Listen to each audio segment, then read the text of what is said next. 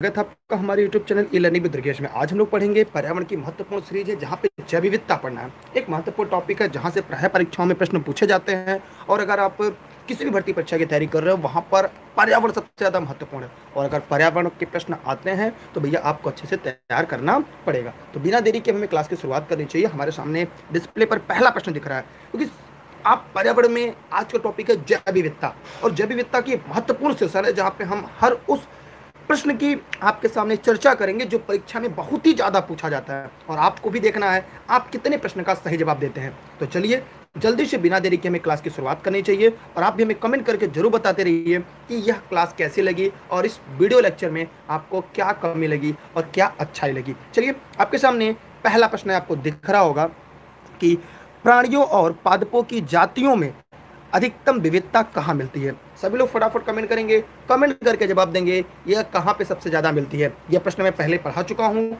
और अगर आप ई लर्निंग विद दुर्गेश के रेगुलर स्टूडेंट हैं तो आप इस प्रश्न का तुरंत आंसर बता पाएंगे। जी हाँ साथियों, देखिए सबसे ज़्यादा पूरे ग्लोब पे मैंने कई बार बताया अगर हमारा पूरा ग्लोब है तो सबसे ज़्यादा जहाँ पे 0 डिग्री होता है और 0 डिग्री को हम उष्णकटिबंधीय क्षेत्र कहते हैं। कौन सा क्षेत्र कहते हैं? उष्णकटिबंधीय क्षेत्र कहते हैं। मैंने यहाँ पे मरुस्थलीय, यहाँ पे दधिक है, शीतोष्ण है। इसका मतलब ये है कि अपने आप आपको पता चल गया कि जो प्रश्न दिया गया है इस प्रश्न का जो जवाब होगा वह क्या होगा, 20 का राइट आंसर होगा, 20 का सही जवाब होगा। मैं आगे बढ़ रहा हूं अगले प्रश्न की तरफ। तो जो भी साथी लर्निंग विद दुर्गेश पे जुड़े हैं उन सभी का बहुत बहुत धन्यवाद और कॉपी कलम लेकर बैठिएगा। अगला है आपके सामने शांत घाटी है। देखिए बहुत बार ये परीक्षा में प्रश्न पूछा जा चुका है कि शांत घाटी कहाँ पे है। तो जो भी साथी लर्निंग विद दुर्गेश पे लाइव देख रहे हैं वे सभी लोग फटाफट हमें कमेंट करेंगे और कमेंट करके जरूर बताएंगे कि भारत में जो शांत घाटी है वो कहाँ पर है। सभी लोग फटाफट कमेंट करेंगे, कमेंट करके जवाब देंगे कि भारत में जो शांत घाटी है कहाँ है, किस लिए है और उसे शांत घाटी क्यों कहते हैं। इन सभी तथ्यों पर जो लाइव देख रहे हैं वे कमेंट करके जरूर बताएंगे। जी हाँ साथियों, जो लोग भी इस लाइव वीडियो को देख रहे हैं वे सभी इसका जवाब जरूर देंगे। चलिए सभी लोगों ने एकदम सही जवाब दिया है और उम्मीद करते हैं कि आप लोग आगे भी इसी तरह से ई लर्निंग विद दुर्गेश पे जुड़े रहेंगे। यहाँ पर देखिए शांत घाटी जो है वो केरल में अवस्थित है। कहाँ पर है? केरल में है। कल इसके बारे में हम लोगों ने विस्तृत चर्चा कर ली थी। अगला प्रश्न आपके सामने शायद आपको दिख रहा होगा कि निम्नलिखित में से कौन सा स्थल वनस्पति संरक्षण हेतु स्वस्थान पद्धति इन सीटू नहीं है। ध्यान दीजिएगा, नहीं है माने 3 है और एक नहीं है। आपको ये बताना है कौन सा नहीं है। फटाफट सभी लोग कमेंट करेंगे और कमेंट करके जवाब जरूर देंगे, चाहे आप ई लर्निंग विद दुर्गेश पे जहाँ भी पढ़ रहे हो। तो अगर आप ई लर्निंग विद दुर्गेश पे लाइव पढ़ रहे हैं तो भैया इस प्रश्न का जवाब जरूर दीजिएगा क्योंकि आप इस प्रश्न के जवाब देने के बाद आपके हमारे बहुत सारे कॉन्सेप्ट ऐसे हैं जो क्लियर हो जाते हैं। ठीक है, तो चलिए बिना देरी के क्लास की शुरुआत करते हैं हम लोग। सभी लोग फटाफट कमेंट करें, सभी साथी जो लोग ई लर्निंग विद दुर्गेश पे जुड़े हुए हैं बताइए। देखिए यहाँ पर क्या होगा, वनस्पति उद्यान इज राइट आंसर है। यहाँ पर क्या होगा, जो लोगों ने उत्तर बताया है, कुछ लोगों ने सही कुछ लोगों ने गलत बताया है, तो मैं आपको स्पष्ट रूप से बता दूं इस प्रश्न का जो सबसे सही उत्तर होगा वो आपका होगा वनस्पति उद्यान। याद दीजिएगा कि कौन सा स्थान स्वस्थान है, ये बायोस्फीयर होता है, स्वस्थान है, राष्ट्रीय पार्क, वन्यजीव अभयारण्य। लेकिन जो वनस्पति उद्यान होता है यह नहीं होता और जो गलत है वही सही है। इसलिए इस प्रश्न का जो उत्तर होगा वह क्या होगा, 20 का सही जवाब होगा। मैं आगे बढ़ रहा हूँ अगले प्रश्न की तरफ। जो भी साथी लर्निंग विद दुर्गेश पे जुड़े पहली बात वीडियो को लाइक करें, उसके बाद ये वीडियो को अपने सभी साथी मित्रों को शेयर जरूर कर दें क्योंकि जब आप वीडियो को शेयर करते हैं तो आपके सभी के पास कहीं ना कहीं सीरीज पहुंच जाती है। ठीक है, चलिए यहाँ पे शिक्षक भर्ती का एडवर्टाइज है आपके सामने और ये धमाकेदार ऑफर 50% है और ये live class e learning with Durgesh Jaunpur चलती है और इसका एड्रेस भी जौनपुर का ही है। हो सकता है आपके काम में आ जाए। अगला प्रश्न आपके सामने है, जैव विविधता में परिवर्तन कहाँ होता है। जो लोग वीडियो को लाइव देख रहे हैं फटाफट कमेंट करिए। प्रश्न मैंने कई बार पढ़ाया है और जब मैं इस प्रश्न को कई बार पढ़ा देता हूँ तो यकीनन आपका प्रश्न गलत नहीं होना चाहिए। सभी लोग फटाफट कमेंट करेंगे और कमेंट करके दिए गए प्रश्न का जवाब देंगे। सभी लोग फटाफट कमेंट करें और जो लोग लाइव देख रहे हैं जल्दी से फटाफट कमेंट करें। सभी लोग जवाब दें जल्दी से फटाफट कमेंट करके। इस प्रश्न का उत्तर क्या होगा? देखिए यहाँ पर मैं थोड़ा सा ग्लोब बनाना चाहूँगा। माना ये हमारी पृथ्वी है और ये 0 डिग्री। मैं शुरू से बताता आ रहा हूँ कि सबसे ज़्यादा भूमध्य रेखा पे सबसे ज़्यादा होता है। अगर हम ध्रुवों की तरफ बढ़ते हैं, अगर भूमध्य रेखा से ध्रुवों की तरफ बढ़ते हैं तो जैव विविधता में क्या होती है, कमी आती है। यहाँ पे गलत हो गया। एक समान रहती है, जी नहीं। भूमध्य रेखा की तरफ घटती है, भूमध्य रेखा की तरफ बढ़ती है। यहाँ पे ध्यान दीजिएगा, जब हम भूमध्य रेखा की तरफ आते हैं तो जैव विविधता क्या होती है, बढ़ती है। जब ध्रुवों से हम भूमध्य रेखा की तरफ चलते हैं तो जैव विविधता बढ़ती है। इसलिए इस प्रश्न का जो सबसे सही उत्तर होगा वह ये इसका राइट आंसर होगा। मतलब यहाँ पर ए इसका सही जवाब होगा, ए इस प्रश्न का राइट आंसर होगा। मैंने जितने लोगों ने इस प्रश्न का उत्तर ए बताया है उनके जवाब पूरी तरह से सही है। यह परीक्षा में कई बार पूछा जा चुका है और कई बार पूछे जाते हैं। इसलिए ऐसे प्रश्नों में अगर आप गलती करते हैं तो भविष्य में अपने पैरों पर अपने हाथ से कुल्हाड़ी मारेंगे। मैंने बात बता दिया। यहाँ पे देखिए ध्रुव है, जहाँ पे ध्रुव वहाँ पे बर्फ जमी है, वहाँ पे जब सूर्य किरणें नहीं पहुंचेंगी तो न पादप होंगे, न जीव जंतु होंगे, न जानवर होंगे, तो स्पष्ट है वहाँ पे जैव विविधता नहीं होगी। सबसे ज्यादा कहाँ पे होगी? जहाँ वर्षा ज्यादा होगी। वर्षा कहाँ पे ज्यादा होगी? भूमध्य रेखा के उष्णकटिबंधीय वनों में होगी। ये बात मैंने कई बार स्पष्ट किया है। ऐसे परीक्षा में कई बार प्रश्न पूछा जा चुका है। मैं आगे बढ़ रहा हूँ अगले प्रश्न की तरफ। मैंने स्पष्ट कर दिया क्यों विकल्प है। अगला देखिए, आपके सामने एक प्रश्न आया है, शायद आपको दिख रहा होगा। भारतीय संसद द्वारा जैव विविधता अधिनियम पारित किया गया। तो जैव विविधता अधिनियम जो है कब पारित किया गया? सभी लोग फटाफट कमेंट करेंगे, कमेंट करके जवाब देंगे कि जो जैव विविधता अधिनियम है वो कब पारित किया गया। सभी लोग फटाफट कमेंट करेंगे, कमेंट करके जवाब देंगे कि भारत में जैव विविधता अधिनियम जो है वो कब पारित किया गया। ये प्राय परीक्षा में यहाँ से प्रश्न पूछा जाता है और कई बार यहाँ से परीक्षाओं में प्रश्न आ चुके हैं। तो मैं चाहूंगा कि आप इस प्रश्न का सही और सटीक जवाब दें ताकि हम और आप ई लर्निंग विद दुर्गेश पर जो लोग लाइव देख रहे हैं वे सभी तथ्य को, सभी चीज़ों को अच्छी तरीके से जान सकें और समझ सकें। चलिए हम आपको यहाँ पे बता दें, इस प्रश्न का उत्तर जो होगा वह आप लोगों ने बहुत ही सही बताया है, दिसंबर 2002 में। जी हाँ, दिसंबर 2002 में भारतीय संसद द्वारा जैव विविधता अधिनियम पारित किया गया। मैंने जितने लोगों ने इस प्रश्न का उत्तर बी बताया है उनके जवाब पूरी तरह से सही हैं। बी वाले राइट आंसर हैं। मैं आगे बढ़ रहा हूँ अगले प्रश्न की तरफ। यकीनन आपका प्रश्न सही होगा और यहाँ पर किसी प्रकार की कोई दिक्कत नहीं होगी। अगला प्रश्न आपके सामने शायद आपको दिख रहा होगा। भारत में निम्नलिखित क्षेत्रों में से कौन सा पारिस्थितिकी उष्ण स्थल माना जाता है? एकदम हलवा प्रश्न है, कई बार आपकी परीक्षा में पूछा जा चुका है और कई बार मैंने प्रश्न को बता दिया है। और आप ई लर्निंग विद दुर्गेश पर अगर जुड़े होंगे तो यकीनन आप इस प्रश्न का जवाब तुरंत दे लेंगे। जी हाँ, इस प्रश्न का जवाब आपको तुरंत देना है, कहीं भी बिना गलती किए। फटाफट कमेंट करके बताइए। जो लोग वीडियो को लाइव देख रहे हैं सभी लोग फटाफट बताएं यहाँ पे इसका उत्तर क्या होगा। पारिस्थितिकी उष्ण स्थल माना जाता है, बताइए सभी लोग फटाफट कमेंट करके। देखिए यहाँ पर उष्ण स्थल की बात करेगा तो यहाँ पे पूर्वी हिमालय और पश्चिमी घाट दोनों है। जब विकल्प में दोनों दिया रहेगा वहाँ पे हम क्या करेंगे, वहाँ पे हम हमेशा सी को लगाएंगे, माने पश्चिमी घाट को लगाएंगे। ये हमने कल की सीरीज में आपको अच्छे से समझा दिया था। कल जब मैंने सीरीज पढ़ाई थी तो मैंने आपको वहाँ पे इस बात के बारे में अच्छी तरह से समझा दिया था, अच्छी तरह से जिक्र भी कर दिया था कि जब ये भी सही है और ये भी सही है, जब दोनों विकल्प में होंगे तब वहाँ पर आप हमेशा पश्चिमी घाट को ही उत्तर के रूप में चयनित करेंगे। यह हमारा भारत है तो जो पश्चिमी घाट होता है, वेस्टर्न घाट जो है, इसी को हम क्या करेंगे, सही मानेंगे। ठीक है, क्योंकि क्षेत्र भी काफी बड़ा है। मैं आगे बढ़ रहा हूँ अगले प्रश्न की तरफ। अगला प्रश्न देखिए आपको शायद दिख रहा होगा और मैं उम्मीद कर रहा हूँ आपको समझ में भी आया होगा, मेरी आवाज भी आप तक पहुंच रही होगी।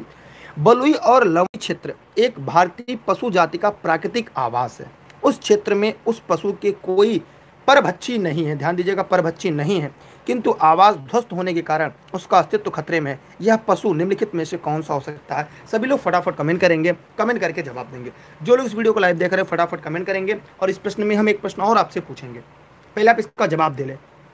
क्या आप इस वीडियो को लाइक और शेयर करना चाहेंगे? जो साथी लाइव हैं बताइए, आप लोग लाइक नहीं करें वीडियो का, यार लाइक करिए, वीडियो को शेयर करिए। अगर अभी तक आप टेलीग्राम पे नहीं जुड़े हैं तो टेलीग्राम पे जुड़ जाइए।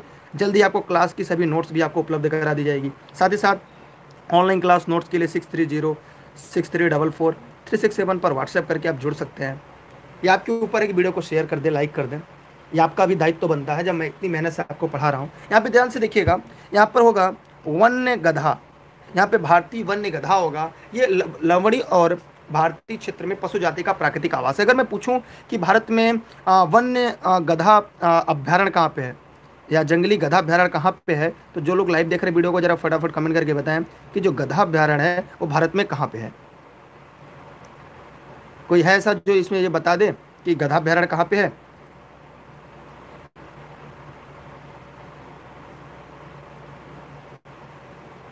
चलिए सॉरी, यहाँ पे सही से नहीं बन पा रहा है। देखिए यहाँ पे है, यहाँ पे है। ये कहाँ पे? गुजरात में। तो याद रखिएगा गुजरात में है। ये लिखिएगा, ये भारतीय वन्यजीव गधा अभ्यारण्य जो है गुजरात में है। ये परीक्षा में प्रश्न पूछ सकता है और पूछा भी है कि गधा अभ्यारण्य कहाँ पे है। तो जंगली गधा अभ्यारण्य जो है वो आपके गुजरात में है। कहाँ पे है जंगली गधा अभ्यारण्य? कहाँ पे है? आपके गुजरात में है। ये बात आप जानते रहिए। दूसरा प्रश्न आपसे मैं पूछूंगा और उसका जवाब आप कमेंट बॉक्स में दीजिएगा। गाय अभ्यारण्य कहाँ पे है? गाय अभ्यारण्य कहाँ पे है? गाय अभ्यारण्य कहाँ पर है? जो लोग इस वीडियो को लाइव देख रहे हैं कमेंट करके जरूर बताइएगा। ठीक है, सभी लोग फटाफट कमेंट करिए, कमेंट करके जवाब दीजिएगा कि गाय अभ्यारण्य कहाँ पर है। सभी साथी फटाफट कमेंट करेंगे गाय अभ्यारण्य कहाँ पर है, ये क्योंकि आप जानते हैं गाय से प्रश्न पूछता है, गधा से पूछता है, और क्योंकि वर्तमान गवर्नमेंट जो है वो गाय का काफ़ी फेवर करती है, परीक्षा में पूछे जा सकते हैं। ठीक है, और गधा अभ्यारण्य को लेकर जब 17 का चुनाव चल रहा था उत्तर प्रदेश में, तब गधा अभ्यारण्य और को लेकर काफ़ी वाद विवाद था, अमिताभ बच्चन को भी लेकर, इसलिए आप ये जानते रहिएगा, ये दोनों प्रश्न आपकी परीक्षा में पूछे जाते हैं। ठीक है, जी हाँ, एकता माथुर ने सही बताया है, गाय अभ्यारण्य मध्य प्रदेश में है। मैं आगे बढ़ रहा हूँ अगले प्रश्न की तरफ। अगला प्रश्न है, विलुप्त होने वाले प्रजातियों की सूचीबद्ध होती है कहाँ पे। मैं इसके बारे में अच्छे से व्याख्या करके बता दूंगा, अगर आप लोग ये लर्निंग विद दुर्गेश पे जुड़े रहेंगे तो मैं इस प्रश्न की विस्तृत व्याख्या करूंगा। ठीक है,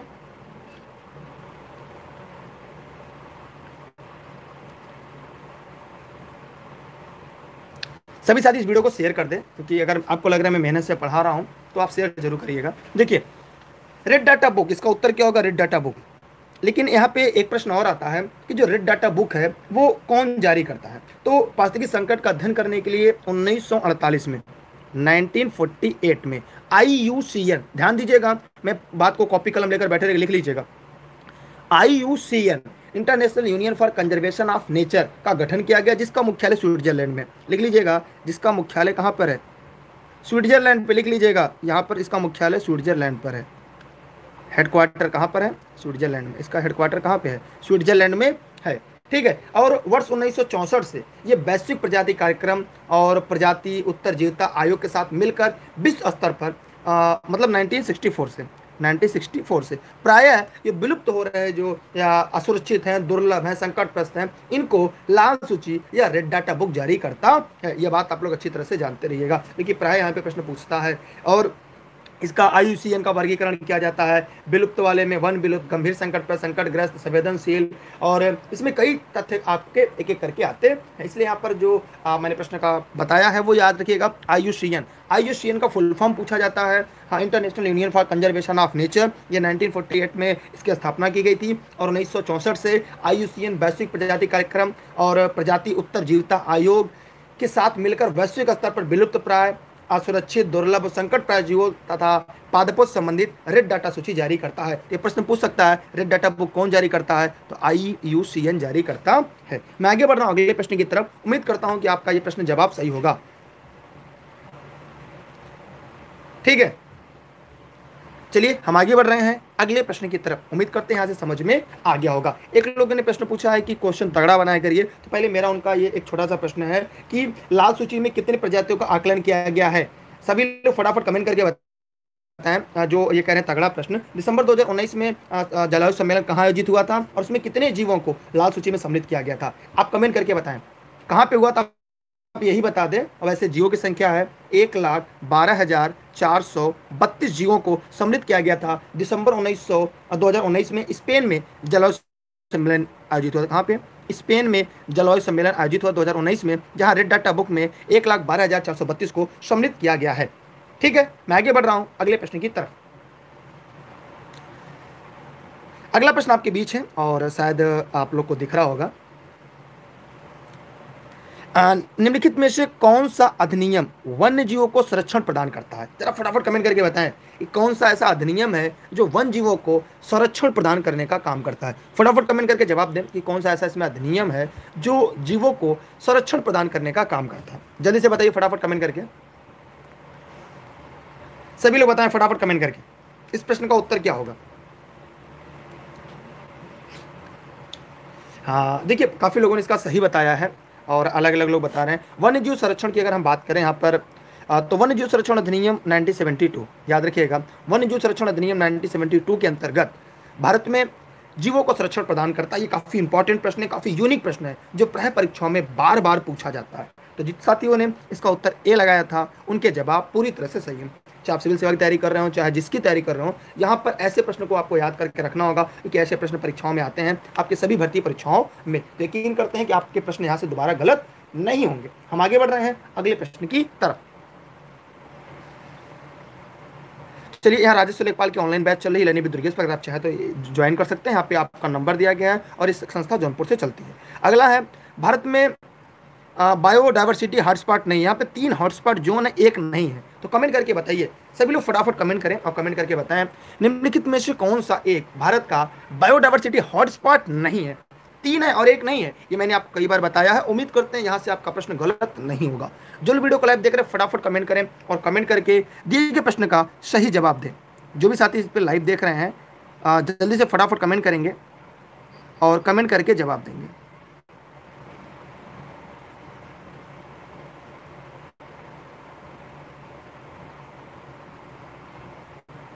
सभी लोग फटाफट कमेंट करें, तब तक हम मैप ड्रा कर लेते हैं ताकि हो सकता है थोड़ी सी मदद हो जाए आपको डिफाइन करने में। यहाँ पर निम्नलिखित में से कौन सा हॉटस्पॉट नहीं है, जरा फटाफट कमेंट करके बताएं। हाँ, वो साथी बताएं जो पढ़ना चाहते हैं, सभी लोग फटाफट कमेंट करके बताएं। और जो हलवा प्रश्न कहते हैं वो तो पहले उत्तर ही नहीं देते, खाली वो कहने के लिए आते हैं प्रश्न हलवा है, थोड़ा सा लेवल बढ़ाओ। हाँ, वो खुद ही लेवल में पीछे हो जाते हैं। हाँ, तो ऐसे लोग को आप लोग इग्नोर करिएगा। तो यहाँ पर ध्यान देने वाली बात है कि देखिए यहाँ पर जो हिमालय रेंज है, यहाँ पे ये बायोडाइवर्सिटी जोन है। यहाँ पे क्या है, यहाँ पे बायोडाइवर्सिटी जोन है। फिर कह रहा है कि उत्तर पूर्वी हिमालय, तो मैंने आपको पहले बताया कि जो पूर्वी हिमालय है, तो जो पूर्वी हिमालय यहाँ पे इसके क्योंकि भारत को यहाँ पे डिवाइड कर देंगे तो यहाँ पे ये उत्तर पूर्वी हिमालय का क्षेत्र बन जाएगा। ये भी जैव विविधता के लिए परिपूर्ण है, या तो आप पहले से जानते हैं। दूसरी, पश्चिमी घाट आप तो जानते हैं, अगर विकल्प कुछ नहीं दिया तो पश्चिमी घाट आपको लगाना ही लगाना है। इस प्रकार हमने यहाँ पर देख लिया इसका जो उत्तर होगा वो विंध्यन श्रेणी होगा, क्योंकि विंध्यन श्रेणी यहाँ पर है। क्या है, विंध्यन श्रेणी यहाँ पर, जहाँ पे विंध्याचल भी उत्तर प्रदेश का जो मिर्जापुर में है वहाँ पे उसमें स्थित है और अरवली पर्वत के नीचे है, और प्रायः धीरे धीरे इसका भी अस्तित्व तो खत्म होता जा रहा है। तो याद रखिएगा ऐसे प्रश्न का उत्तर क्या होगा, विंध्यन श्रेणी होगा। मैं उम्मीद करता हूँ कि आप लोग को ये कॉन्सेप्ट समझ में आ चुका होगा, ये बात आप लोग धीरे धीरे समझ गए होंगे। ठीक है, कि कहाँ कहाँ पे आपके जो रेड बायोडाइवर्सिटी है भारत में कहाँ कहाँ है, ट्रांस हिमालय क्षेत्र में, हिमालय क्षेत्र में है, मरुस्थलीय क्षेत्र में, इसमें कई चीज़ें हमने आपको अच्छी तरह से डिफाइन किया इसके पहले वाले लेक्चर में भी। हम आगे बढ़ रहे हैं अगले प्रश्न की तरफ। अगला प्रश्न आपके ध्यान से देना है और उम्मीद करते हैं इस प्रश्न का जवाब आप लोग जरूर देंगे। यहाँ पे प्रश्न है आपका कि समुद्री राष्ट्रीय पार्क कहाँ पर है। तो जो लोग वीडियो को लाइव देख रहे हैं जरा फटाफट कमेंट करें, क्योंकि अगर आपको सिलेक्शन लेना है तो आपको ऐसे प्रश्नों को जवाब देना है। समुद्री राष्ट्रीय पार्क कहाँ पर है, सभी लोग फटाफट कमेंट करेंगे, कमेंट करके बताएंगे कि समुद्री राष्ट्रीय पार्क कहाँ पर है। चलिए, जो हलवा वाले थे वो कहाँ गए, जल्दी जल्दी जवाब दें सभी लोग। सभी लोग फटाफट कमेंट करें, क्योंकि उंगलियां उठाना आसान होता है। सभी साथी फटाफट कमेंट करें, जवाब दें कि समुद्री राष्ट्रीय पार्क कहाँ पर है। सभी लोग फटाफट कमेंट करें और कमेंट करके जवाब जरूर देंगे। मैं उम्मीद करता हूं कि आप इस प्रश्न का जवाब हमें देने में कामयाब होंगे, और आप देंगे क्योंकि आप अच्छे बच्चों में से एक हैं। सभी लोग फटाफट कमेंट करें, जो लोग वीडियो को लाइव देख रहे हैं जल्दी से फटाफट कमेंट करें कि निम्नलिखित में से समुद्री राष्ट्रीय पार्क कहाँ पे है। वीडियो को शेयर नहीं किया आपने तो शेयर जरूर करिएगा। जो भी साथी भी तक वीडियो को शेयर नहीं किया, पहला काम वीडियो को शेयर करेंगे, लोगों तक पहुंचा देंगे। तो आप लोग बताइए, सभी लोग बताइए फटाफट कमेंट करके। चलिए आइए हम इसके बारे में बात करते हैं, पूरी तरह से आपको समझाते हैं और हर तथ्य पर यहाँ पे हम लोग प्रकाश डालते हैं।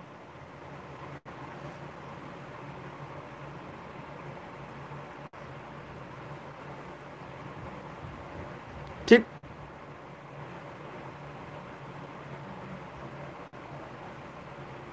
माना ये भारत है। ठीक है, काम चलो बात बना दिया ताकि आपको पढ़ाने में समझाने में थोड़ी सी आसानी हो जाए। ठीक, तो आप लोग को मैं उम्मीद करता हूँ दिक्कत नहीं होगा, दिक्कत तो नहीं है ना। चलिए देखिए, यहाँ पर एक है, पहले तो उपरोक्त में से कोई नहीं है तो छाड़ देते हैं, इसको अलग कर देते हैं। ठीक है, अब देखते हैं चिल्का झील। चिल्का झील कहाँ पता है, यहाँ उड़ीसा। ध्यान दीजिएगा, यहाँ पर एक उड़ीसा है जो इसकी सीमा समुद्र तट से लगती है। तो जो उड़ीसा है यहाँ पे क्या है, समुद्री अप्रवाहित जल में बनी एक झील होती है। यह भारत की सबसे बड़ी, यह विश्व की दूसरी सबसे बड़ी समुद्री झील है। यह भारत का सबसे बड़ा समुद्री झील, याद रखिएगा, भारत का सबसे बड़ा समुद्री झील है। कौन सा है, समुद्री झील है, याद रखिएगा, भारत का सबसे बड़ा समुद्री झील है। ठीक, दुनिया का दूसरा, देखिए दुनिया में दूसरा स्थान है, लेकिन इस प्रश्न का उत्तर ये नहीं है। इसका उत्तर क्या है, सी नहीं है, याद रखिएगा। ठीक है, यहां पे ध्यान दीजिएगा, इसका उत्तर क्या होगा, ये चिल्का झील नहीं होगा। इसको चिल्का झील के नाम से जाना जाता है और यह उड़ीसा के तटीय भाग में है और ये नाशपाती के आकार की है, लगभग 30 किलोमीटर में फैली हुई है। अब आते हैं सुंदरवन की बात करते हैं। सुंदरवन कहाँ से, देखिए यहाँ पे एक नदी आती है, गंगा नदी। कितने राज्यों से, 5 राज्यों से होते हुए आती है। फिर इधर से एक नदी निकलती है सांगपो।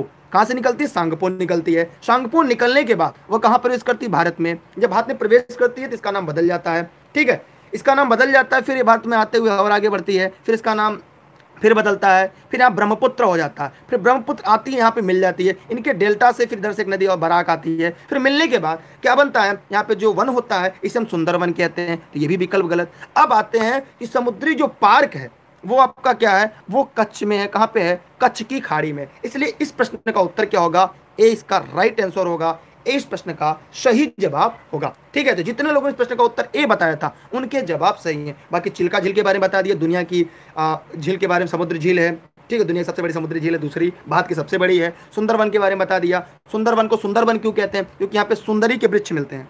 यहाँ पर क्या होता है, यहाँ पे सुंदरी के वृक्ष मिलते हैं, किसके बीच, सुंदरी के, इसलिए इसे सुंदरवन कहते हैं। क्या कहते हैं, सुंदरवन कहते हैं। ऐसे इसे मैग्रो वन के नाम से जाना जाता है। और यहाँ पे जड़ें ऊपर की तरफ आती हैं। ठीक है, मैं आगे बढ़ रहा हूँ अगले प्रश्न की तरफ। हाँ, इलानी विद दुर्गेश से बीओ की परीक्षा में 63 लोग क्वालिफाई हुए प्राइमरी एग्जाम, जो मेरे लिए गर्व की बात है। बीओ की परीक्षा में इलानी विद दुर्गेश से जुड़े हुए लोगों में से 63 लोगों ने बीओ की परीक्षा उत्तीर्ण की है, जिसका मैंने वीडियो डाल दिया था, आप लोग वीडियो देख सकते हैं। इस प्रश्न का उत्तर क्या होगा, कच्छ का रण इसका राइट आंसर है। मैं आगे बढ़ रहा हूँ अगले प्रश्न की तरफ, स्क्रीनशॉट चाहे तो कर सकते हैं। अगला प्रश्न आपके सामने, निम्नलिखित में कहां पर एक संरक्षित कच्छ वनस्पति क्षेत्र है। सभी लोग फटाफट कमेंट करके बताइएगा कहां पर संरक्षित कच्छ वनस्पति क्षेत्र है। जो लोग वीडियो को लाइव देख रहे हैं सभी लोग फटाफट कमेंट करेंगे और कमेंट करके जवाब जरूर देंगे। और राधा जी बहुत बहुत धन्यवाद आपका, और राधा जी बहुत बहुत धन्यवाद आपका। निम्नलिखित में से कहां पर एक संरक्षित कच्छ वनस्पति क्षेत्र है। जी हाँ, इलानी विद दुर्गेश पर 63 लोगों ने बीईओ की प्रारंभिक परीक्षा उत्तीर्ण की है, जो मेरे लिए गर्व की बात है, आपके लिए हो या ना हो मैं नहीं जानता। ठीक है, यहाँ पे ज्वाइन जितने लोग थे काफ़ी कम संख्या थी मेरे यहाँ, क्योंकि लोग भरोसा कम करते हैं। 3 बैचेस थी, 3 बैचों में से हुआ है। ठीक है, 63 लोग प्रारंभिक परीक्षा उत्तीर्ण किए हैं, वो भी जीएस की बदौलत। देखिए, निम्नलिखित में से कहां पर एक संरक्षित कच्छ वनस्पति क्षेत्र है। फटाफट कमेंट करिए, जल्दी से फटाफट कमेंट करिए कहां पर है। यार एकदम आसान सा प्रश्न है। देखिए, कुछ प्रश्न ऐसे होते हैं जिनको देखकर आप उत्तर बता सकते हैं, तो याद रखिएगा। अगर हम इसकी बात करें कहां पर है, तो यहाँ पे ठीक है, मैं आपको यहाँ से अच्छे से डिफाइन करूंगा ताकि आपके जो कॉन्सेप्ट हैं वो समझ में आ जाए। देखिए, मैप से आप जल्दी समझते हैं, क्या करते हैं, मैप से आप जल्दी समझते हैं। पहले आप लोग उत्तर दे लीजिए, जो लोग लाइव देख रहे हैं जरा उत्तर दे लें, उत्तर दे लें। ये सभी लोग जो लोग देख रहे हैं पहले वो जवाब दे दें। देखिए, एक बात याद रखिए, ये क्लास प्रतिदिन रात 9:30 बजे ई लर्निंग विद दुर्गेश पर लाइव चलती है। देखिए, मैं आपको एक करके आपको बता दूं। पहले चंद्रताल, देखिए चंद्रताल कहाँ पे, लिख लीजिएगा। ये चंद्रताल हिमाचल प्रदेश की झील है। कहाँ की है, लिख लीजिएगा पहले, ये हिमाचल प्रदेश की झील है। लिखना चाहे लिख लीजिएगा, परीक्षा प्रश्न पूछ सकता है। ये एक झील है, चंद्रताल क्या है, हिमाचल प्रदेश की एक झील है। ठीक है, और अब ये सुंदरता के लिए प्रसिद्ध है और 4300 मीटर ऊंचाई पर ये पाई जाती है। अब बात करें, यहाँ पे ये पूर्वी घाट है, ये कहाँ पर है, ये आपका पूर्वी घाट है, ये आपका गलत। अब पश्चिमी घाट और गोवा में है, तो कच्छ वनस्पति क्षेत्र पूछा है, कच्छ वनस्पति क्षेत्र, तो पश्चिमी घाट में भी कहाँ है, याद रखिएगा, ये आपका गोवा में है। कहाँ पर है, गोवा। गोवा कहाँ पे, ध्यान देने वाली बात ये है, देखिए गोवा यहाँ पर, ये देखिए, ये छोटा सा गोवा है। कैसे, आइए मैं इसको अच्छे से समझा देता हूँ कैसे यहाँ पे गोवा आ गया। देखिए, यहाँ पे आपका केरल है, ये आपका कर्नाटक है ना, यहाँ पे ध्यान दीजिएगा, ये आपका केरल है, यहाँ पर आपका ये कर्नाटक है, ये छोटा सा गोवा है, और यहाँ पर आपका क्या है, ये महाराष्ट्र है। ठीक है, ये आपका गुजरात है। तो 5 ऐसे राज्य हैं। कौन कौन, 5 ऐसे राज्य हैं जो अरब सागर को स्पर्श करते, किसको, अरब सागर। ये भी आप याद रखिएगा, 5 राज्य है। 5 राज्य में गोवा सबसे छोटा है। यहाँ पे देखिए, गोवा वो सबसे छोटा राज्य है, ये 9वां राज्य है जिसकी समुद्र की सीमा सबसे छोटी है। वैसे तमिलनाडु है, आंध्र प्रदेश है, उड़ीसा है, पश्चिम बंगाल है। तो 4 राज्य पूर्वी घाट, 5 राज्य पश्चिमी घाट। सबसे लंबी सीमा रेखा गुजरात की, सबसे छोटी किसकी है, गोवा की। दूसरे स्थान पर आपका यहाँ पर एपी का आता है, आंध्र प्रदेश का आता है। इसलिए इस प्रश्न का उत्तर क्या होगा, गोवा इसका राइट आंसर होगा। यहाँ पे दिए गए प्रश्न का उत्तर क्या होगा, याद रखिएगा, याद रखिएगा, सभी लोग ध्यान दीजिएगा। यहाँ पे इसका उत्तर क्या है, गोवा होगा। जी हाँ, जितने लोगों ने इसका प्रश्न का उत्तर गोवा बताया उनके जवाब सही हैं, बाकी लोग के जवाब गलत थे। उम्मीद करता हूं आप लोग को समझ में आ गया होगा। हाँ राधा जी, कल से लेंगे, मंडे से 5 बजे डेली होगी। यहाँ पे ध्यान दीजिएगा, इसका उत्तर क्या होगा, गोवा। गोवा क्यों होगा, मैंने आपको स्पष्ट बता दिया। दूसरा मैं एक बात बता दूं, गोवा में प्रसिद्ध नदी है मांडवी नदी, वो जानते रहिएगा, मांडवी नदी है गोवा की, यह बात आप लोग अच्छी तरह से जानते रहिएगा। मैं आगे बढ़ रहा हूँ अगले प्रश्न की तरफ। ठीक है, आप लोग वीडियो को शेयर जरूर कर दें। अगर अभी तक आपने वीडियो को लाइक नहीं किया तो लाइक करने के बाद सभी साथी को शेयर जरूर करिएगा। मैं आगे बढ़ रहा हूं अगले प्रश्न की तरफ, स्क्रीनशॉट कर लें। अगला प्रश्न आपके सामने है, ध्यान दीजिएगा।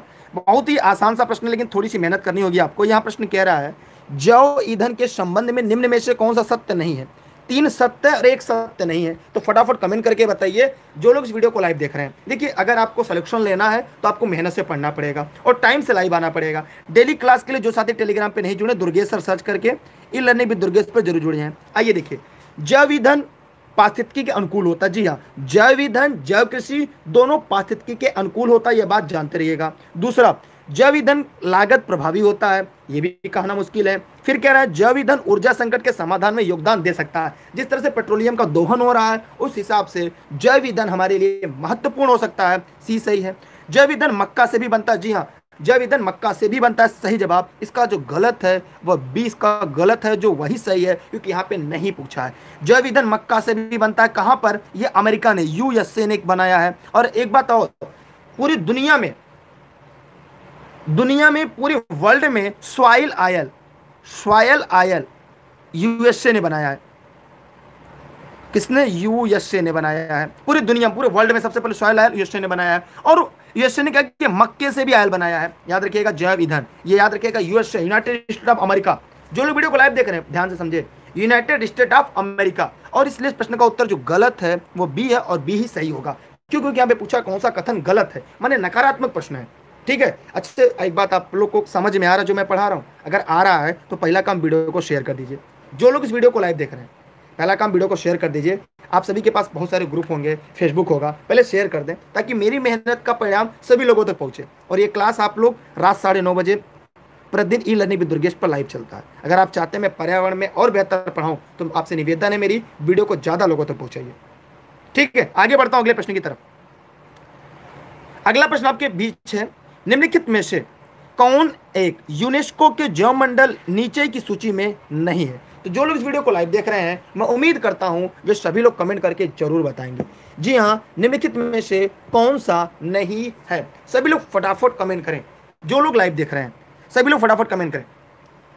सभी लोग फटाफट कमेंट करें। कमेंट करके दिए गए प्रश्न का जरूर जवाब देंगे। देखिए, ये भूगोल से है, भूगोल मेरा ऑप्शनल वैकल्पिक विषय है, इसलिए मैं उम्मीद करता हूं, मैं खुद प्रयास करता हूं, यहाँ से आपके परीक्षा में जो प्रश्न आएंगे वो कभी भी कदाचित गलत नहीं होंगे, इस बात की हम गारंटी लेते हैं।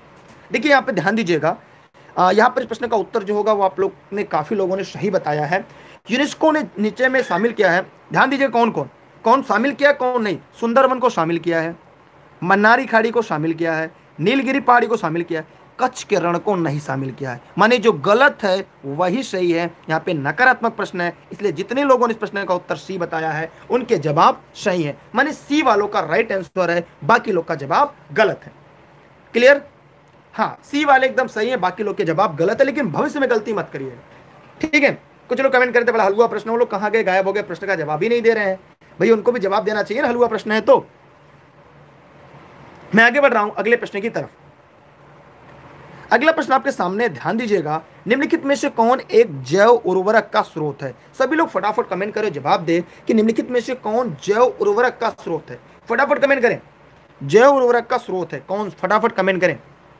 जो लोग इस वीडियो को लाइव देख रहे हैं सभी लोग फटाफट कमेंट करें और कमेंट करके जवाब जरूर देंगे। सभी लोग बताइए, सभी लोग फटाफट कमेंट करें। देखिए, यह एक तैरती हुई फर्न है। यहां पे देखिए, मैं इसका उत्तर जो होगा, चलिए ध्यान दीजिएगा यहां पे सभी लोग, क्योंकि सभी भर्ती परीक्षाओं के लिए महत्वपूर्ण है। चाहे आप केबीएस तैयारी कर रहे हैं, यूपी टेट, सी टेट, सुबह टेट, डीएसएसबी, लेखपाल, यूपी पुलिस, दरोगा, सिविल सर्विस, सभी के लिए महत्वपूर्ण एजोला होगा। क्या होगा? एजोला के बारे में याद रखिएगा। एजोला क्या है? एक तैरती हुई फर्न है। क्या है? तैरती हुई एक फर्न है। और कैसी दिखती है? शैवाल की तरह। ये कैसी दिखती है? ये शैवाल की तरह दिखाई देती है और ये बहुत तेजी से बढ़ती है। और ये ज़्यादातर धान ही खेत में मिलती है। कहाँ मिलती है? याद रखिएगा, ये धान की खेत में मिलती है, धान की खेत में मिलती है। और धान की खेत से गैस निकलती है, CH4, याद रखिएगा, जिसे हम मार्स गैस कहते हैं, जिसे मार्स गैस या मिथेन गैस कहते हैं, ये भी याद रखिएगा। और ये तेजी से बढ़ती है। ये जैव उर्वरक का स्रोत है। ये क्या है? जैव उर्वरक का स्रोत है। ये बात जानते रहिएगा आप लोग, यह जैव उर्वरक का स्रोत है। मैंने क्या क्या चीज़ें बताई, अब ध्यान दीजिएगा। यह फर्न है, फर्न की तरह तैरता हुआ है, मतलब तैरता रहता है, और ये शैवाल जैसा दिखता है, और ये धान की खेत में पाया जाता है, और ये तेजी से बढ़ता है, और इसे जैव उर्वरक का सबसे बड़ा स्रोत है। दूसरी बात, धान की खेत से CH गैस, मार्स गैस निकलती है। जब पशु जुगाली करते हैं तब भी। किसी ने कहा मिक नहीं निकलती। मिक क्या है? ये मिथाइल आइसोसाइनेट है। ये जब भोपाल गैस त्रासदी हुई थी, ये कब हुई थी? ये भोपाल गैस त्रासदी, भोपाल गैस त्रासदी। किसी ने कमेंट किया है कि मिक, तो मिक नहीं है, ये मिथाइल आइसोसाइनेट है। तो जो मिक बता रहे हैं ये भोपाल गैस त्रासदी है 1984 वाला। लेकिन यहाँ पर जो CH4 है इसे मीथेन गैस कहते हैं। क्या कहते हैं? Methane gas. इसे मार्स गैस कहते हैं। पशु जुगाली करता है जब, या धान की खेत से, सड़े गले पदार्थों से, दलदली भूमि से, तो प्राय वहाँ से मार्स गैस निकलता है। तो आप लोग समझ में आ रहे हैं ना जो कॉन्सेप्ट मैं समझाना चाह रहा हूँ। मेरा उद्देश्य आपका सिलेक्शन है, मेरा उद्देश्य तथ्यों को पढ़ाना है। वीडियो को आप शेयर ना करें, लाइक ना करें, आपकी जिम्मेदारी। पढ़ाने में कोई कमी नहीं होगी, इस बात की मैं गारंटी लेता हूँ आपसे। हाँ, ये 2 से 3 दिसंबर की रात थी, 2 से 3 दिसंबर 1984 में। मैं आगे बढ़ रहा हूँ अगले प्रश्न की तरफ। जी हाँ, आप वीडियो को शेयर नहीं कर रहे हैं यार, आप लोग इतनी भी मेहनत करो लेकिन आप लाइक और शेयर नहीं करते। चलिए हम आगे बढ़ रहे हैं। अगला प्रश्न आपके बीच है, शायद आप देख रहे होंगे। निम्नलिखित में से जैविक घटक है। एकदम आसान सा प्रश्न है, एकदम हलवा प्रश्न है। अब ये मत कहिएगा इसका जवाब आपको नहीं पता। हाँ अनूप जी, आपने काफ़ी मेहनत की। मैंने हमेशा देखा है कि अनूप जी, कल्पना जी और एकता माथुर जी का प्रश्न प्रायः कभी गलत नहीं होता। जैविक घटक किसे कहते हैं? सभी लोग फटाफट कमेंट करें। और सभी साथी जो लोग वीडियो को लाइव देख रहे हैं, सभी साथी, प्रतिदिन रात 9:30 बजे सामान्य धन की सीरीज में इस समय पर्यावरण की सीरीज आपके लिए लाइव चल रही है। बताइए सभी लोग फटाफट कमेंट करके। देखिए यहाँ पर यार, किसमें जीवन होता है? जैविक घटक माने जिसमें जीव हो, जिसमें जीवन हो। तो किसमें? वायु में जीव नहीं, जल में नहीं, मृदा में नहीं, लेकिन पादप में होता है, जिसमें जान होता है। तो पादप में जान तो है ही है। ठीक, मैं आगे बढ़ रहा हूं अगले प्रश्न की तरफ।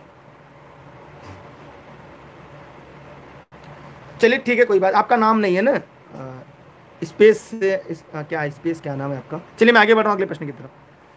अगला प्रश्न ध्यान से देखिएगा। निम्नलिखित में से कौन सा पक्षी कैक्टस के पौधों के कांटों के बीच अपना घोंसला बनाता है? हाँ, ये तो सीटेड का प्रश्न है, लेकिन मैं उम्मीद करता हूँ आप लोग जवाब इसका जरूर देंगे। सभी लोग फटाफट कमेंट करें और आगे बढ़ते रहें। जितने लोग इन वीडियो को लाइक और शेयर किया, भगवान करे आगे बढ़ते रहें। हाँ, यहाँ पे प्रश्न की गलती हो जाए, लेकिन बाद में जब परीक्षा खत्म हो जाए उसके बाद आप गलती मत करिएगा। हाँ अनूप जी, आप भी हमेशा सही बताते हैं, संध्या जी भी सही बताते हैं। चलिए यहाँ पे ध्यान दीजिएगा जो लोग लाइव देखते हैं। यहाँ पे फाख्ता इसका राइट आंसर होगा। बाकी कलचीड़ी के बारे में, शक्कर खोरा, बाया, इसके बारे में हम लोग आगे पढ़ेंगे, और क्योंकि आज इसके बारे में व्याख्या करना है नहीं उचित है, तो मैं आगे बढ़ रहा हूँ। लेकिन वीडियो को शेयर जरूर करिएगा अपने सभी साथी मित्रों तक।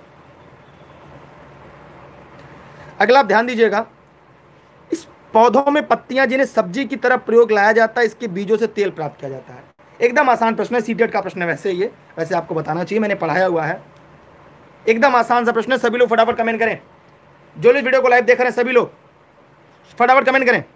यार सीधी सी बात है, पालक और बंद गोभी से तेल निकलता नहीं, नारियल से निकलता, बीज से अगर बात करें तो सरसों से निकलता है, इसलिए डी इसका राइट आंसर है। चलिए मैं आगे बढ़ रहा हूं अगले प्रश्न की तरफ।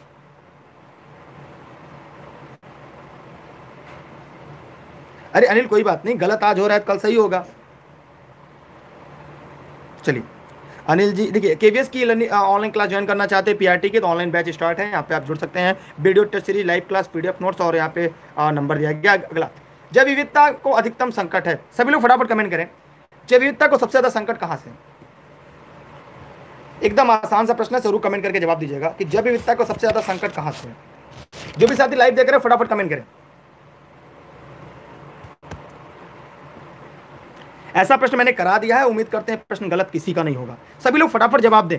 यार देखिए, जब हम जल प्रदूषण करेंगे तो जल में रहने वाले जीवों की संख्या कम होगी, जलवायु परिवर्तन होगा तो जलवायु काफी लंबा समय लेता है, अनुचित कृषि क्रिया से। लेकिन अधिकतम संकट जो होता है वो प्राकृतिक निवास से, वनस्पतियों के विनाश से। इसका उत्तर ए होगा। ये कैसे होता है? जल प्रदूषण से, जलवायु परिवर्तन से, अनुपयुक्त कृषि से, माने इन सब की वजह से क्या होता है? इन सब की वजह से क्या होता है? आपका प्राकृतिक निवास और वनस्पतियां विनाश होती हैं। तो इन सभी का ये कारण है। ये कारण किसका कारण है? विकल्प ए का। किसका कारण है? ए का। इसलिए इस प्रश्न का उत्तर क्या होगा? ए इसका राइट आंसर होगा, ए इसका सही जवाब होगा। वैसे मैं आगे बढ़ रहा हूं अगले प्रश्न की तरफ। उम्मीद करता हूं कि आप लोग इस प्रश्न का जवाब अच्छी तरह से देंगे, अच्छी तरह से समझ में आएगा। ठीक है, मैं आगे बढ़ रहा हूं अगले प्रश्न की तरफ। वीडियो को साथी मित्र जो लोग भी देख रहे हैं सुपर टेट के लिए भी जोड़ सकते हैं। अगला प्रश्न आपके सामने, ध्यान दीजिएगा। कौन सा जैवमंडल का अजैविक घटक नहीं है? अजैविक घटक नहीं। देखते हैं इसका प्रश्न का जवाब कौन सही देता है। सभी लोग फटाफट कमेंट करें, एकदम आसान प्रश्न है। कौन सा जैवमंडल का अजैविक घटक नहीं है?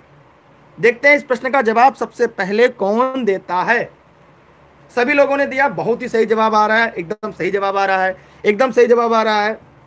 इसीलिए मैं बार बार कहता हूं कि ई-लर्निंग विद दुर्गेश क्यों जुड़े रहना, क्योंकि हम प्रश्न की भाषा भी पढ़ना समझाते हैं। अभी हम आपको प्रश्न की भाषा भी पढ़ना सिखाते हैं। कैसे, आइए देखिए।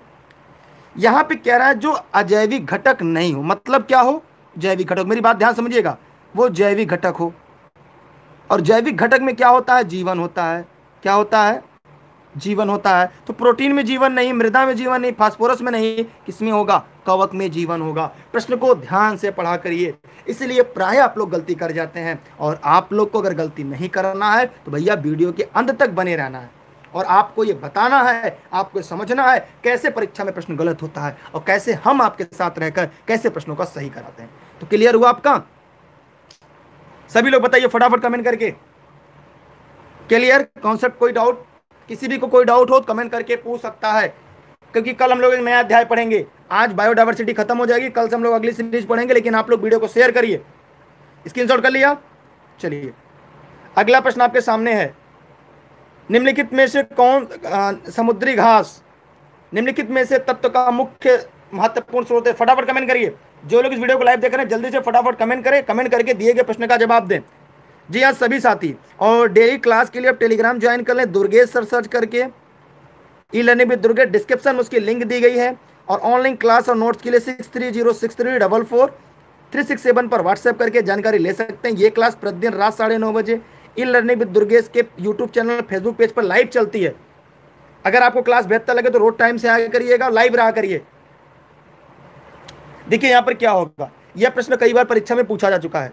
देखिए, समुद्री घास निम्नलिखित में से आयोडीन का प्रमुख स्रोत माना जाता है। जिन साथियों ने इस प्रश्न का उत्तर ए बताया है उनका जवाब सही है। ऐसे प्रश्न भारतीय परीक्षाओं में कई बार पूछा जा चुका है, इसलिए आप गलती मत करिएगा। उम्मीद करता हूं कि यहाँ से कोई भी प्रश्न आपका ना गलत होगा, ना यहाँ से कोई समस्या होगी। ठीक है, बहुत बहुत धन्यवाद आपको। और आज की क्लास यहाँ पे खत्म होती है। मेरी शुभकामनाएं आप सबके साथ है। फिर मिलते हैं 9:30 बजे ई-लर्निंग विद दुर्गेश पर। बाकी सभी क्लास के लिए आप टेलीग्राम ज्वाइन करिए। हमारा एक और यूट्यूब चैनल है स्टडी विद दुर्गेश सर, उसे भी सब्सक्राइब करके रखिए, क्योंकि आधी से ज़्यादा क्लासेज आपको स्टडी विद दुर्गेश सर पर मिलती है। इसलिए आप लोग स्टडी विद दुर्गेश सर पर जुड़े रहिएगा, और उम्मीद करते हैं कि आप हमारे साथ बेहतर करेंगे और हम भी आपके साथ बेहतर करेंगे, ताकि सफलताएं आपकी जल्द ही आपके कदमों की गुलाम बने। बहुत बहुत धन्यवाद, मेरी शुभकामना आपके साथ है। बाय बाय, चलते हैं फिर। वीडियो को शेयर जरूर करिएगा। अगर आप कहें तो मैं एक आध सवाल आपसे पूछ लूं, अगर आप लोग तैयार हो तो एक आध सवाल मैं आपसे पूछ लूं, मैं एक आध सवाल आपसे पूछ लूं, अगर आप तैयार हो तब बताइए, सभी से बताइए। अच्छा बताइए, घड़ियाल सबसे ज्यादा कहां पाए जाते हैं? घड़ियाल, जो घड़ियाल होते हैं वो भारत में सबसे ज्यादा कहां पाए जाते हैं? किस नदी में? घड़ियाल सबसे ज्यादा किस नदी में पाए जाते हैं? घड़ियाल भारत में किस नदी में सबसे ज्यादा पाए जाते हैं? तो याद रखिएगा, गंगा नदी में। कहां पर? गंगा नदी में। ठीक है, चलिए देखिए, WWF का फुल फॉर्म क्या होगा? कमेंट करके बताइएगा। WWF का फुल फॉर्म, जो भी साथी ई-लर्निंग विद दुर्गेश पे जुड़े हैं वो सब फटाफट कमेंट बताएंगे। ठीक है, इसकी स्थापना मुंबई में हुई थी। कब? 1969 में। कहां पर हुई थी? मुंबई में हुई थी। इसकी संस्था की स्थापना कहां हुई थी? मुंबई में हुई थी, 1969 में हुई थी। अब पूरे देश में इसकी शाखाएं फैल चुकी हैं। इसका फुल फॉर्म आप लोग कमेंट करके जरूर बताइएगा। WWF का फुल फॉर्म सभी लोग कमेंट करके बताइएगा। सभी लोग फटाफट कमेंट करिएगा। जो लोग इस वीडियो को लाइव देख रहे हैं या बाद में कमेंट करके जरूर जवाब देंगे। देखते हैं किसका जवाब सही होता है। सबसे ज्यादा घड़ियाल गंगा नदी में पाए जाते हैं। ठीक है, चलिए बहुत बहुत धन्यवाद आप सभी का, बहुत अच्छा लगा। आप लोगों ने किसी ने अभी तक सही जवाब नहीं दिया है। चलिए मैं इसका सही जवाब दे देता हूं और आप लोग लिख लीजिएगा। किसी ने अभी तक सही जवाब इसका नहीं दिया है। बड़ा मुझे आश्चर्य हो रहा है कि ऐसे प्रश्न का जवाब आप लोगों ने नहीं दिया। वर्ल्ड वाइल्ड, एक मिनट रुकिए, मेरी राइटिंग थोड़ी सी गड़बड़ है। World wild fund for nature India.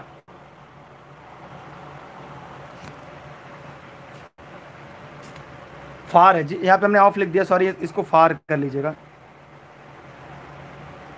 यहाँ पे फॉर कर लीजिएगा, फॉर नेचर, ठीक है। इसलिए इसका उत्तर क्या होगा, world wild fund for nature, कहाँ पे, इंडिया, ठीक है। इसका पूरा फुल फॉर्म होगा world wild life fund for nature, ठीक, world wild fund, world wild life fund for nature, कहाँ पे, इंडिया में। इसका मुख्यालय मुंबई में है और इसकी स्थापना 1969 में हुई थी। बहुत बहुत धन्यवाद आप सभी का। चलिए चलते हैं, बाय बाय। वीडियो को अपने सभी साथियों को शेयर करिएगा, और एक छोटा सवाल अगर आप कहें तो मैं और पूछ लूँ, उसी के साथ हम क्लास की एंड करें, ठीक। अगर आप लोग एक सवाल और पूछ ले तो आज की क्लास यहाँ पे खत्म करें, आज की लाइव क्लास आपका क्लियर हो जाएगा, ठीक है। चलिए चलते हैं, तब सभी लोग फटाफट कमेंट करिए, कमेंट करके दिए गए प्रश्न का जवाब दीजिएगा। चलते हैं, तब तक बाय बाय। फिर मिलते हैं कल 9:30 बजे इलेनी विद दुर्गेश पर लाइव क्लास में। चलिए, प्रश्न पूछेंगे तो आपकी संख्या कम होने लगती है ना। चलते हैं तब, बाय बाय।